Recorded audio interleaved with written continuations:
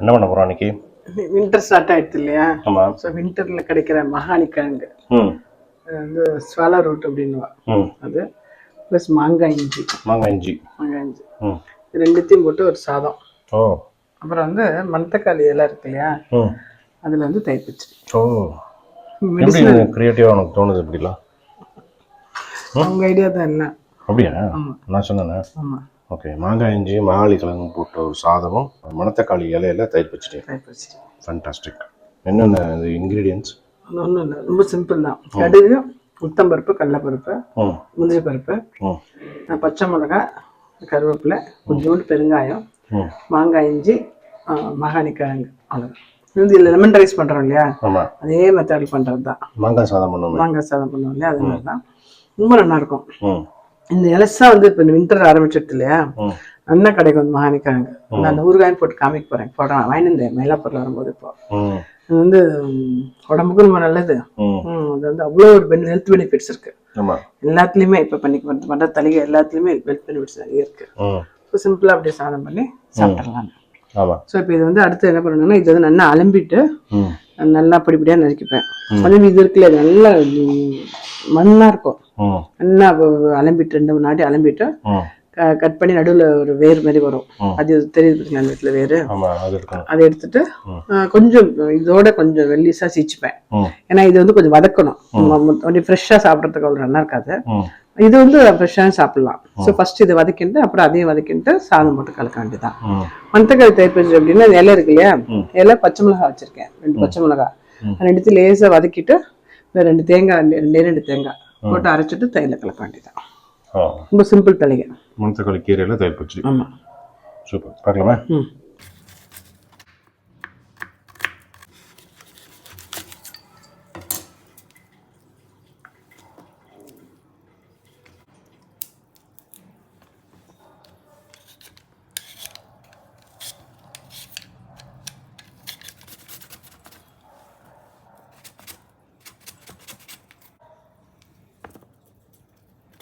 நறுக்கி வச்சுட்டேன். Okay. 1 spoon நெய், 1 ஸ்பூன் எண்ணெய். எண்ணெய் வந்து இந்த பாட்டில் வச்சுருக்கேன், எண்ணெய் கொஞ்சமாக வரட்டும் அப்படின்றதுக்காக. ஒரு சொட்டு தான் வரும். அது வச்சுட்டு உளுத்தம்பருப்பு, கடலைப்பருப்பு, பெருங்காயம், பச்சை மிளகாய், முந்திரி பருப்பு, இந்த மாதிரி நல்லா இலசா இருந்தது. அதான் ரொம்ப அட்வான்டேஜ். எப்படி தொட்டா இதாக இருந்துச்சுங்களா, ரொம்ப இலசா இருந்தது மகாணிக்காங்க. அது இருந்தாலும் கொஞ்சம் அது கொஞ்சம் வதக்கிட்டு சாப்பிட்டா தான் நல்லது. அதுக்காக அதை போட்டு ஊற வச்சு சாப்பிட்ணும். அதனால இது இந்த இதோட சேர்ந்து வதங்கட்டும். அப்புறமா லாஸ்டா கொஞ்சோண்டு இந்த மாயிஞ்சி வந்து ரொம்ப வதக்க வேண்டாம். லாஸ்ட்ல ஒரு பிரட்டிட்டு சாப்பிட்டு இது அப்படியே வதங்கட்டும். என்ன வேண்டாம், அப்படியே வதங்கிட்டோம். அதுக்குள்ள அந்த மணத்தக்காளி இலையும் வதக்கிட்டேன். 2 பச்சை மிளகாய் நல்லா வதக்கிக்கிறேன். மணத்தக்காளி வந்து நம்ம ஆற்றுல விளைஞ்சது. ஆமாம், தேங்காய் இவ்வளோ தான் போட்டிருக்கேன். இது வதக்கிண்டாச்சு. சும்மா ரொம்ப வதங்கணும்னு அவசியம் இல்லை, சத்தம் அடங்கினா போகிறோம். ஆமாம், பச்சை வாசனை போகிறதுக்கு தான். தேங்காய் போட்டு உப்பு போட்டு அரைச்சிடுறேன். அப்புறம் தயிரில் கலக்க வேண்டியதான். ஓகே. கொஞ்சம் இந்த உளுத்தம்பருப்பு, கடலைப்பருப்புலாம் கலர் மாறி இருக்கு இல்லையா, கொஞ்சம் வதங்கியிருக்கு. இப்போ இந்த மாங்காய் இஞ்சியும் போட்டு கொஞ்சோண்டு மஞ்சள் பொடியும் போட்டுறேன். மஞ்சள் பொடி போட்டாச்சு,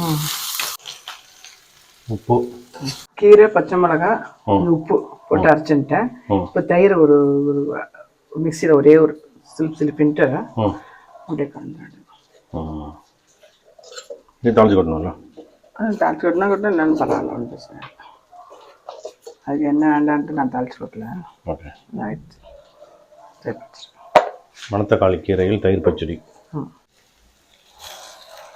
கொஞ்சம் சாதம் ஆற வச்சிருந்தேன், அடுப்பு ஆஃப் பண்ணிடுறேன். ஓகே. அப்படியே கலக்க வேண்டியது.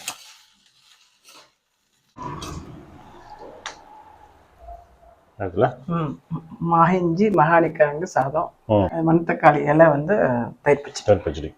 அது நல்ல ஹெல்த்தியான ஃபுட் இது. ஓகே. தேங்க்ஸ். தேங்க்யூ.